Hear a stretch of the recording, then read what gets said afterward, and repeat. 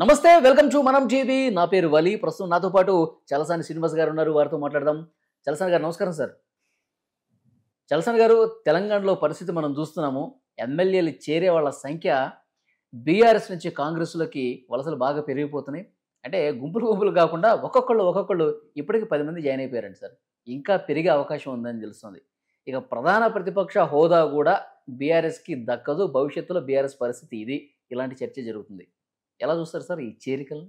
చూడండి, బీజేపీగా ఆయన కూడా అన్నట్టున్నారు. నిస్సిగ్గుగా, అంటే సిగ్గు లేకుండా సిగ్గు లేకుండా ఫిరాయింపుల్ని ప్రోత్సహిస్తుంది కాంగ్రెస్ పార్టీ. గోవాలో వీళ్ళకి ఎన్ని సీట్లు వచ్చినాయి లాస్ట్ టైం ఎలక్షన్స్లో? కాంగ్రెస్ కంటే చాలా తక్కువ వచ్చింది. ఈశాన్య రాష్ట్రంలో 2 సీట్లు వచ్చిన ఉత్తర భారతీయ జనతా పార్టీ, అదానీ గారి పార్టీ ప్రభుత్వాలను, ఎన్డీఏ ప్రభుత్వాలను ఫామ్ చేసేసింది. మిగతా వాళ్ళు మంత్రులుగా మనకు ఆంధ్రప్రదేశ్ తెలంగాణలో కూడా ఆ రోజు ఎక్కాడా శ్రీనివాస లక్ష్మీనరసింహన్ గవర్నర్ గారు ఉండేది. తెలుసు పేరు మీకు? ఎక్కాడా శ్రీనివాస లక్ష్మీనరసింహన్ గారని, ఈకేకేఏ డిఏ ఎక్కాడా శ్రీనివాస లక్ష్మీనరసింహన్ గారని ఈఎస్ నరసింహన్ గారిని రాష్ట్ర గవర్నర్ ఉండేవారు. ఆయన 2 రాష్ట్రాల్లో రాజీనామా చేయకుండానే పార్టీలో ఉండగానే వాళ్ళ మంత్రులుగా చేసేసారు. శ్రీనివాస్ యాదవ్ గారిని, అక్కడ ఆదినారాయణ గారిని చాలామంది చేశారు. ఆయన సంగతి దీనికన్నా ముందే ఇతర రాష్ట్రాల్లో బీజేపీలు ఇతరులు నెగ్గిన తర్వాత కూడా ఆ గవర్నర్ చేయించుకొచ్చుకున్నారు. నిస్సిగ్గుగా అరుణాచల్ ప్రదేశ్, ఉత్తర మీరు చెప్తా ఉండి ఏమాత్రం లేకుండా ఆఖరికి ఏ రాష్ట్రం చెప్పమంటారు మీకు? అన్ని రాష్ట్రాల నుంచి చేసుకుంది ఉత్తర భారతీయ జనతా పార్టీ, అదానీ గారి పార్టీ. ఆంధ్రప్రదేశ్లో 5 మెంబర్స్ ఉన్నారు తెలుగుదేశం పార్టీకి రాజ్యసభ సభ్యులు. 2019 ఎన్నికల తర్వాత 3 లోక్సభ సభ్యులు ఉన్నారు.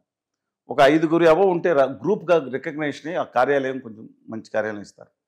5లో 4 రాజ్యసభ సభ్యుల్ని, అంటే ఒకళ్ళు తెలంగాణ నుంచి సంబంధం, మొత్తం అక్కడి 3. ఈ దేన్ని చూసి చేర్చుకున్నారని నిస్సిగ్గుగా వాళ్ళకి ఆఫీస్ కూడా ఒకటి పెట్టిస్తారు. అక్కడ కింద ఎప్పుడో 84 నుంచి ఆ పార్టీ ఆఫీస్ ఉండేది, ఒకటి కూడా లేకుండా. నేను అంటున్నాను, ఈ నేపథ్యంలో వాళ్ళు మాట్లాడుతాను అర్హులు. ఇవాళ ఎందుకు Congress party, I'm not supporting Congress party, ఎందుకు కాంగ్రెస్ పార్టీ చేర్చుకుంటుందంటే వాళ్ళ దానికి ఒక వివరణ కూడా ఇచ్చారు కోమటిరెడ్డి గారు అనుకుంటా. మేము చేర్చుకోకపోతే వాళ్ళు బీజేపీ వైపు అన్ని ఆఫర్లు టక్కు టమారు గజకర్ణ గోకర్ణ ఇంద్రజాల మహేంద్ర విద్యాల విద్యలందరూ పరిచేసింది, రండి అంటున్నారు. మా రాష్ట్రానికి మోసం చేసిన ఆ పార్టీలోకి వెళ్ళటం ఎందుకు, రాష్ట్రానికి న్యాయం చేసే పార్టీలోకి వెళ్ళని వాళ్ళు చెప్తున్నారు. అందువల్ల అంటే వీళ్ళు కాకపోతే వీళ్ళు చేర్చుకుంటే మాత్రం అదే సిగ్గుగా చేర్చుకున్నట్ట. సరే, coming back to the point అండి. నీవు నేర్పిన విద్యే కదా నీరజాక్ష అని ఒక విన్నారు కదా. ఇవాళ కేసీఆర్ గారు మాట్లాడటం విచిత్రంగా ఉంది.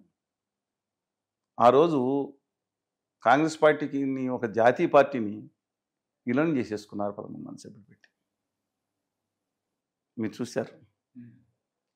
తర్వాత తెలుగుదేశం పార్టీకి 15 మంది సభ్యులు వస్తే రేవంత్ రెడ్డి గారు వాళ్ళు పార్టీ మారి కాంగ్రెస్కి వెళ్ళారు, రాజీనామా చేయకుండా వెళ్ళారు. సరే, ఏదన్నా మిగిలిన వాళ్ళని కూడా విలీనం చేసేసుకున్నారు. మాకు విలీనం అయిపోయిందన్నారు, 3 వంతులు చేసి.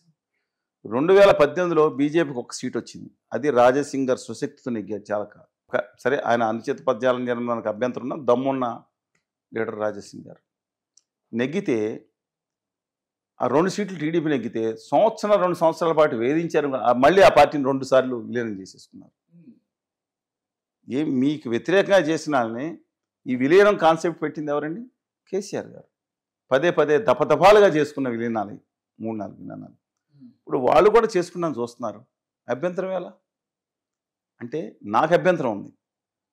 ఏమాత్రం విలువ లేకుండా జంపింగ్ జిలానిలాగా తను నెగ్గిన ప్రజలు తమ అవతల అభ్యర్థిని ఓడిస్తూ, ఆ పార్టీని ఓడిస్తూ తమ నెగ్గిన మ్యాండేట్ ఇస్తే, దాన్ని పార్లమెంట్లో నిజంగా విభేదాలు వస్తే రాజీనామా చేసి, అసెంబ్లీ రాజీనామా చేసి, ఎన్నికల్లో పోటీ చేసి నెగ్గమానండి. వెళ్ళిపోవటం చాలా దుర్మార్గం కదా. ఇప్పుడు బీజేపీ వాళ్ళు ఇవే స్టేట్మెంట్లు ఇస్తున్నారు. మా పార్టీలోకి ఎవరు వచ్చినా సరే జాయిన్ చేసుకుంటాం, కానీ వాళ్ళు తమ ఎమ్మెల్యే పదవికి రాజీనామా చేసి ఇక్కడ మళ్ళీ పోటీ చేయాలి, మేము గెలిపించుకుంటాం. రాజీనామా చేసిరండి. మన బండి సంజయ్, హరీష్ రావు గారిని కూడా వస్తే మాకు అభ్యంతరం. నీతులు చెప్పడానికి, పక్కనాడు చెప్పడానికి ఉంటే ఆశించడానికి కాదు. ఎంత దుర్మార్గం!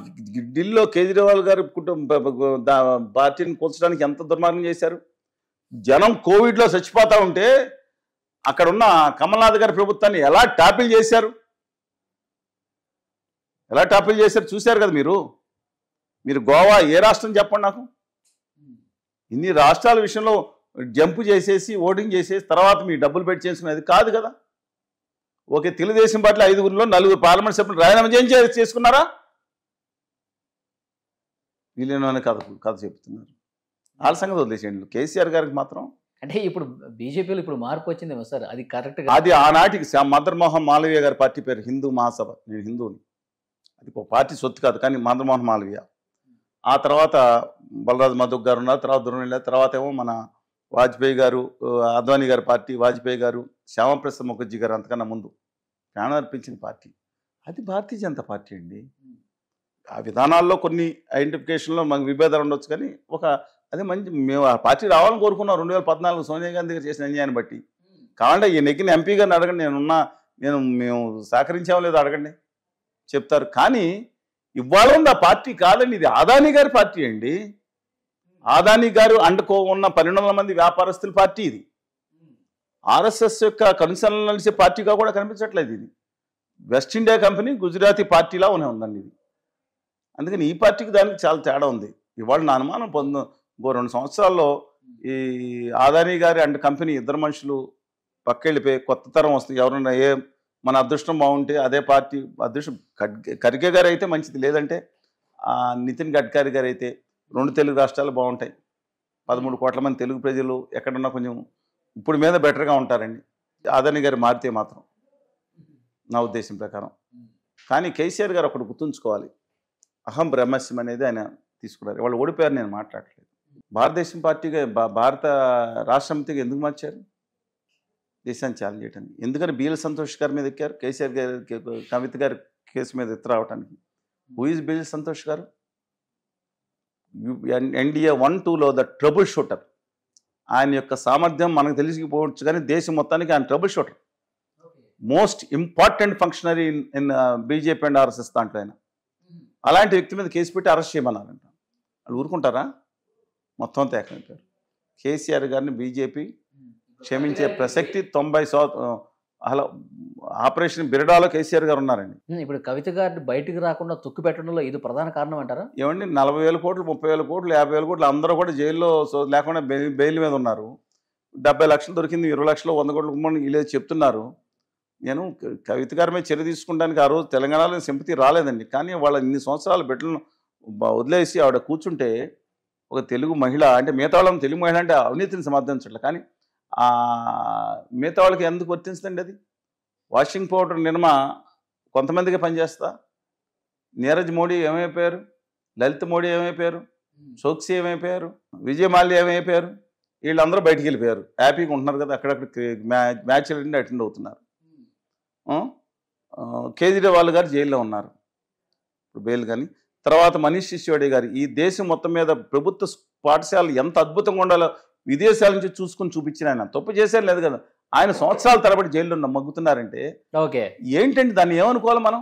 కక్ష సాధింపు, ఇది దుర్మార్గమైన కక్ష సాధింపు. అందుకని నా అభిప్రాయం ప్రకారం దాన్ని ఆయన ఏదైతే కేసీఆర్ గారు తీసుకున్నారో అక్కడ సంతోష్ గారి విషయంలో బ్యాడ్ అయిందండి. కానీ కక్ష సాధింపు ఎక్కువ కాలం పనిచేయదు. ఇప్పుడు కాంగ్రెస్ పార్టీ చేసింది కూడా తప్పే ఒక రకంగా మీ దృష్టిలో? ఏమైంది? కాంగ్రెస్ పార్టీ ఇప్పుడు ఫిరాయింపుల్ని ప్రోత్సహించడం, వాళ్ళు లేకపోతే ఉత్తర భారతీయ జనతా పార్టీకి వెళ్ళిపోయేటట్టున్నారండి అంటున్నారు కదండి. ఇప్పుడు బీఆర్ఎస్ కాపాడుకోవాలి. నాకు ఇంకోటి కూడా చెప్తున్నా, మీకు విభిన్నంగా అనిపించవచ్చు మాట్లాడింది. ఇక్కడ తెలంగాణలో తెలంగాణ ప్రజల యొక్క ఆత్మగౌరవాన్ని, హక్కుల్ని కాపాడే ప్రాంతీయ పార్టీ ఉండాలి. కుటుంబ అహంకారం తగ్గించుకుని నిజంగా నేను కోరుకుంటున్నాను. అది టీఆర్ఎస్ఆ, ఇంకో పార్టీయా, తెలుగుదేశం, ఎవరన్నా రానివ్వండి. అంటే ఓడిపోయిన తర్వాత కూడా అహంకారంతో కేసీఆర్ అండ్ కో మాట్లాడారు. 4 రోజుల్లో మీ ప్రభుత్వం కూలిపోద్ది, 6 నెలల్లో కూలిపోద్ది, ఇలాంటి బెదిరింపు వ్యాఖ్యలు చేశారు కాబట్టి మేము జాయిన్ చేయించాం. అది ఒక ఎలిపి కింద పెట్టుకున్నారండి. ఆయన ఏదో మాట్లాడతారు, ఎన్ని మాటలు మాట్లాడారు ఆయన? వాళ్ళు ఏమీ లేదు, ఆ పార్టీని తగ్గించుకోవడానికి బీజేపీ బలపడకుండా చూసుకునే కార్యక్రమంలో వెళ్తున్నారు. పైగా రేవంత్ రెడ్డి గారి పర్సనల్ అవసరం కూడా ఉంది. పర్సనల్ వ్యక్తిగతం కాదు. ఆయనకున్న బలం ఎంతమంది ఎమ్మెల్యేస్ ఉన్నారో ఆయన దగ్గర మీకు తెలుసు. కొంతమంది వీళ్ళే ఇస్తున్నారు కదా, 26 మంది. ఆయన అసలు కాంగ్రెస్ పార్టీలో ఎంత ధీశాలి కాకపోతే ఆయన నెగ్గుకొస్తారండి. 7 కన్ఫర్మ్ ముఖ్యమంత్రులు, 5 RAC ముఖ్యమంత్రులు, 2 వెయిటింగ్ లిస్ట్ ముఖ్యమంత్రులు, ఇంతమందిని పెట్టుకున్న ఆ పార్టీలోంచి అకస్మాత్తుగా వెళ్ళి అంత డెవిల్గా వచ్చి కూర్చుని రాష్ట్రమంతా తను ఒక్కడే తిరిగి ఇంతమందిని కన్విన్స్ చేసి తను తిట్టిన కోమటిరెడ్డి గారు ఏం తిట్టాడో తెలుసుకుని చివరిలో రక్తం గారిపోద్ది. అట్లాంటి మనిషిని పక్కన పెట్టుకుని భట్టి విక్రమార్క లాంటి ఆయన పాదయాత్ర చేసిన కూడా జాగ్రత్తగా అక్కడ గౌరవించుకుంటా ఇంతటి నేను I never expected this from him. ఆయన దూకుడు సవరించుకుని ఆ దూకుడు అటు అటు చూపిస్తున్నా దూకుడు అందరినీ కలుపుకుంటూ ఆయన తగ్గించుకుని ఆయన సొంత మనుషులకి కెప్టెన్ కొంతమంది మనుషులకి సీటు రాపోయినా తను తగ్గించుకుని అద్దంకి దయాకర్ గారు లాంటి వాళ్ళకి నేను అన్యాయం చేసి ఏదో న్యాయం చేస్తాను అవతరాలే వద్దు బాబు కొన్నాళ్ళు ఆగమంటే న్యాయం చేస్తాను అనుకున్నాను. ఇది చూసుకుంటా ఓ పక్కన రుణమాఫీని 2 లక్షల రూపాయలు రుణమాఫీ అంటే సాధారణం అండి. దాన్ని చేసుకుంటా బస్సు ఉచిత హామీని 7వ తారీఖు అంటే 9వ తారీఖు అంటే 72 గంటల లోపు అమల్లో తీసుకురావటం. మిగతా ఇంకా రావాలి హామీలు ఏమైనా చేతిలో ఉన్నాయండి అది. But remarkable job. ఓ పక్కన అడ్మినిస్ట్రేషన్ చూసుకుంటా అంటే with the support of others. ఓ పక్కనేమో వీళ్ళందరూ చేరిన వాళ్ళు ఎవరికి ఎక్కువ లాయలుగా ఉంటారు, రేవంత్ రెడ్డి గారికి లాయలుగా ఉండే పద్ధతి. అంటే కాంగ్రెస్ పార్టీలో తన వర్గాన్ని కూడా బలోపేతం చేసుకుంటా కేంద్రానికి ప్రసన్నం కేంద్రం అంటే ఈ కేంద్రం కాదండి, అధిష్టానానికి ఇప్పుడు ఎన్ని కార్యక్రమాలు పాపం ఈ 2 రాష్ట్రాలకి మేజర్ మిగిలిన హిమాచల్ ప్రదేశ్ ఏముంది. ఇప్పుడు దేశంలో కాంగ్రెస్ పార్టీకి మిగిలిన రాష్ట్రాలు ఏంటండి, ముఖ్యమైన రాష్ట్రాలు ఛత్తీస్గఢ్ వెళ్ళిపోయింది, ఈ 2 రాష్ట్రాలే అలయన్స్లో మిగతా చోట ఉంది. ఓకే, అందువల్ల నా ఉద్దేశం ప్రకారం ఇన్ని చేసుకుంటూ వస్తున్నాయంటే ఆయన కూడా డెఫినెట్గా ఇది దూరదృష్టితోనే చేస్తాను అన్నాను. Thank you very much sir. ధన్యవాదాలు.